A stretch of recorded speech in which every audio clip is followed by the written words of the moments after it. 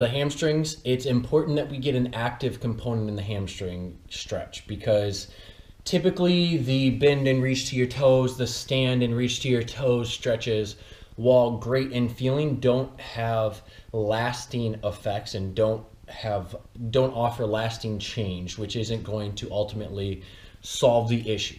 It may feel good in the moment, but 30 to 60 minutes later, you're probably right back where you want to be.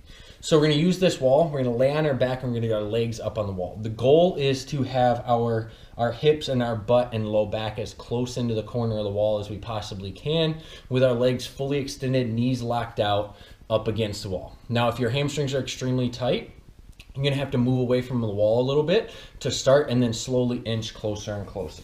So I'll show you exactly what I mean. Okay, you're going to have to wiggle as close as you can to the wall, like so that your butt's up against the wall and then legs are straight. If needed, you can move back. That's perfectly fine.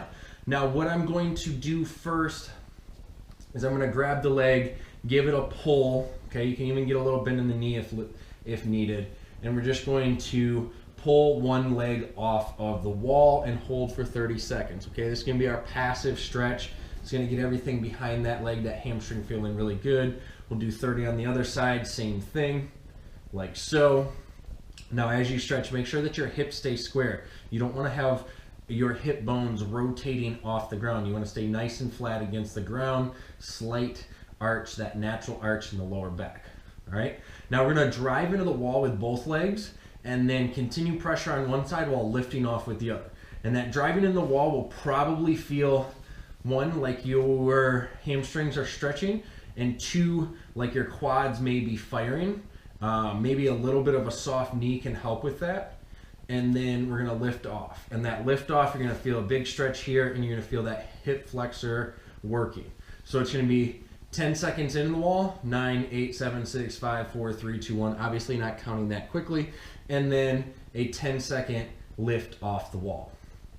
Okay, core has to be engaged to at least a small extent here to make sure that everything stays nice and square and you're not wiggling and compensating as you go through this. So again, drive into the wall, and we're actually going to do it with a slight bend. If we go straight, it's a little too much of a quad focus. So we're going to get a slight bend, what I call soft knee here, and drive in without lifting off the ground.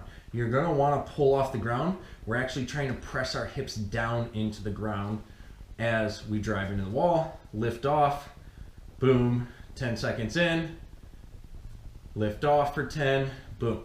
All right, that'll have your hamstrings and your hips feeling great, and it'll have lasting effects on that soreness, that tension, helps balance things out.